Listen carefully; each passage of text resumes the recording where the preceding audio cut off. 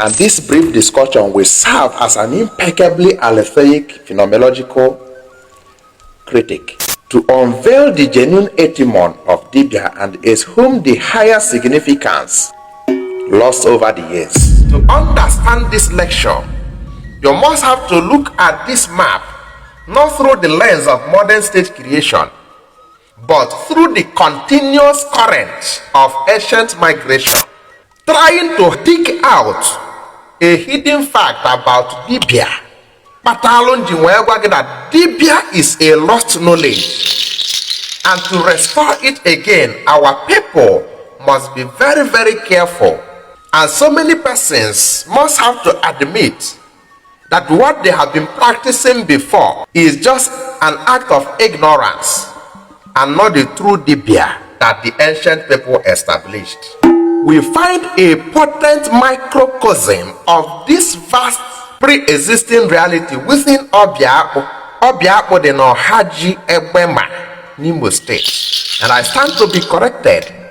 Understand it, that whatever I pronounce now should be presumed as my mother tongue. Kandibo Seapo, Bobo Kandeba Ani Seapo. I hope it's clear, so that we don't get any condescending smack over the pronunciation. And like I was saying, Ilutano Biako Egbema, Nimo State today, you begin to realize that the modern mind is trained to look at Obiakpo and see either a people who view themselves as Ndi Obia, no Gebo, or to lessly transliterate it as Obi, which is another significant Igbo word for settlement, but does not apply to this context. And by that, erasing the genuine meaning of Obia completely from that land.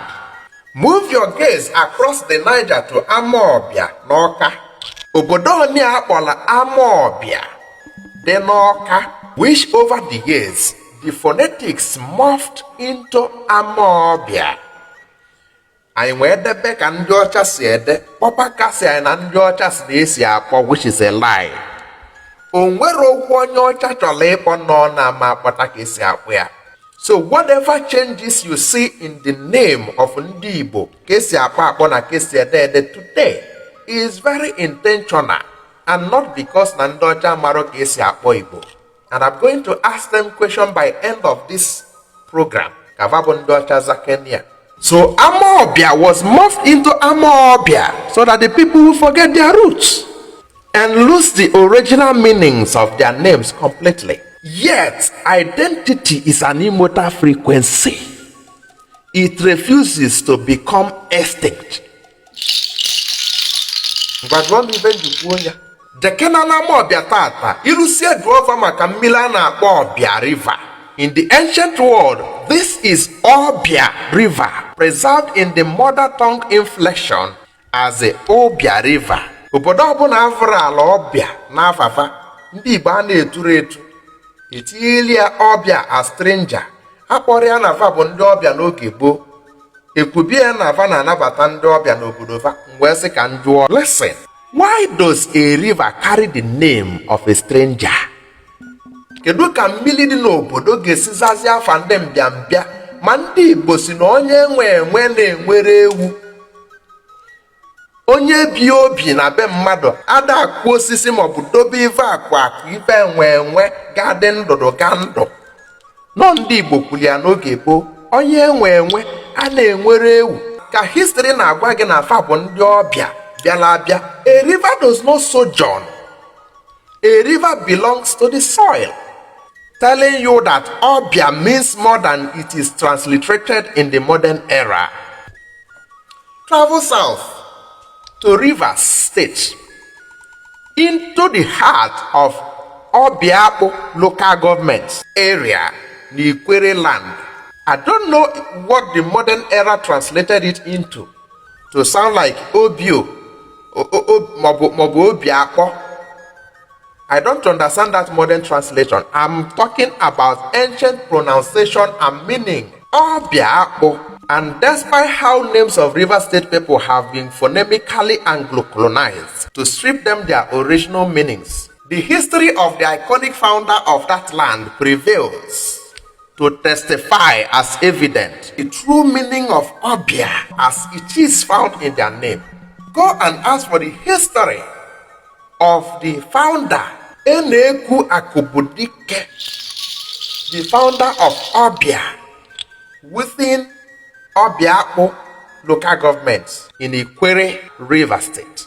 Funny enough, history holds its breath when he's talking about this founder, reducing him to mere hunter or banta, dinta, while keeping his true depth in hidden. So here is where the history gets interesting.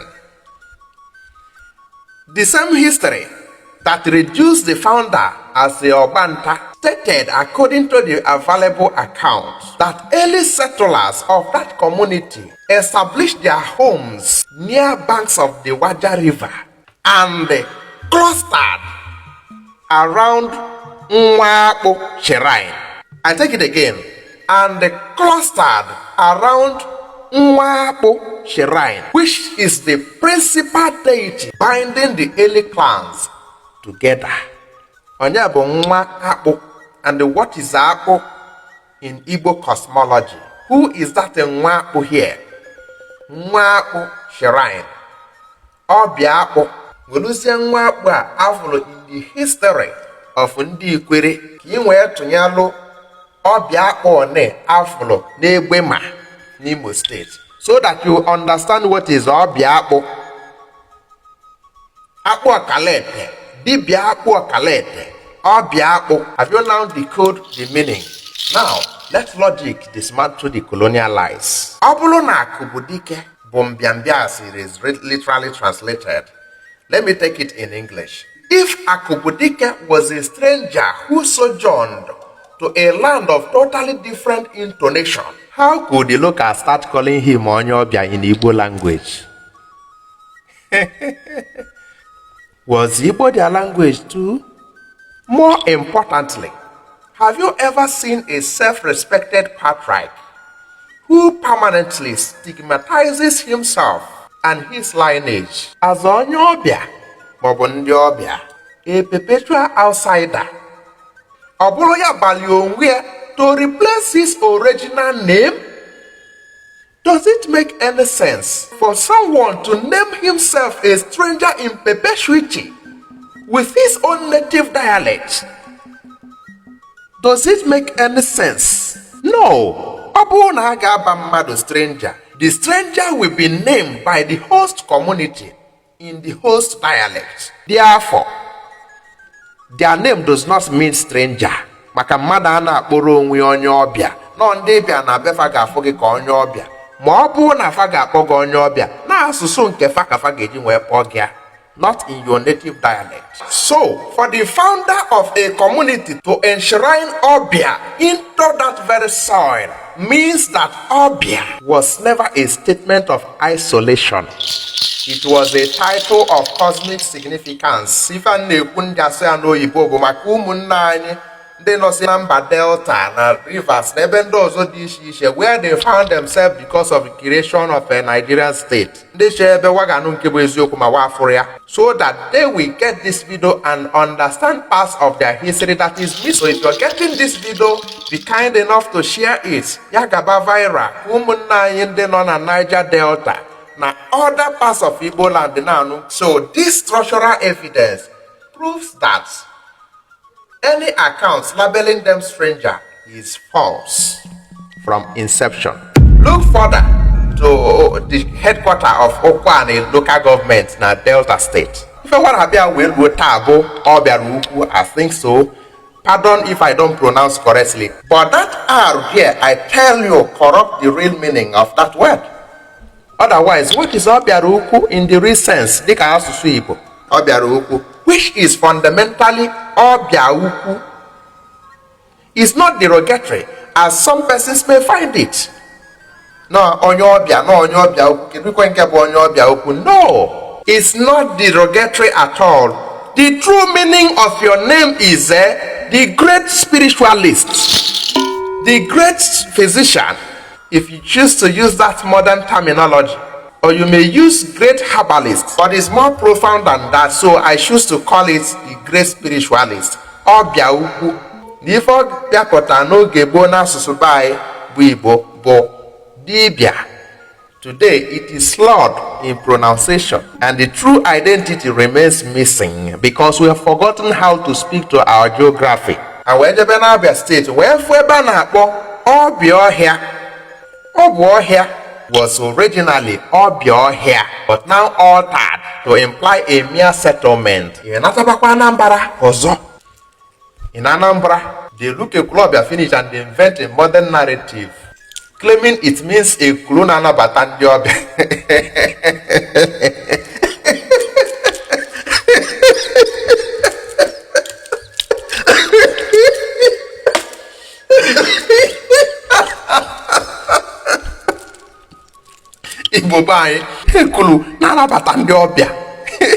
A place that welcomes strangers, and that is all. I'm asking, is that all? In other words, you are telling the indigenous people that they don't have name originally. Before you accept some certain statement made concerning you or about your identity, you go down Jojo. Be critic and ask questions. How could somebody tell you that your name means a Kulunana Batandiobia?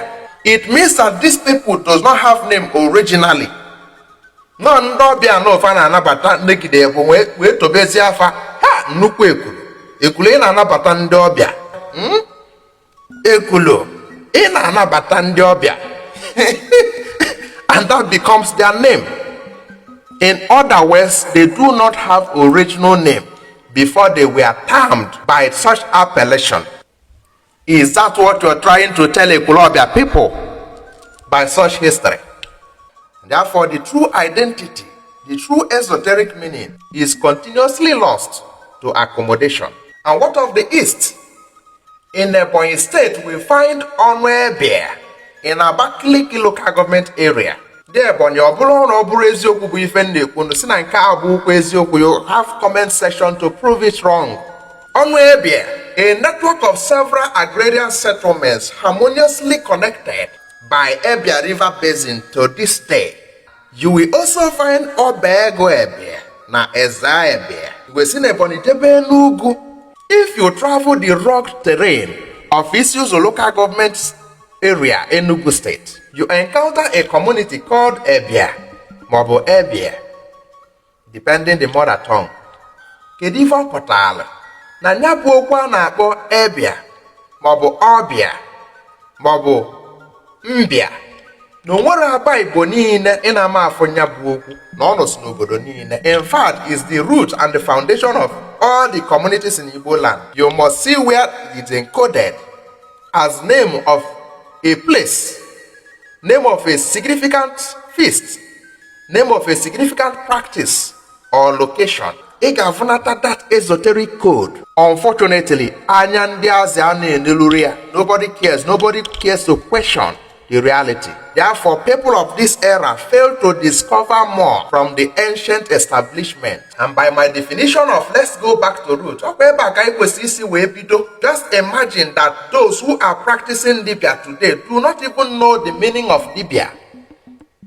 If you ask them to define it etymologically, they begin to talk another thing that is totally unrelated. How do you practice what you don't know its core meaning and how its foundation is laid? How do you manage to practice it? According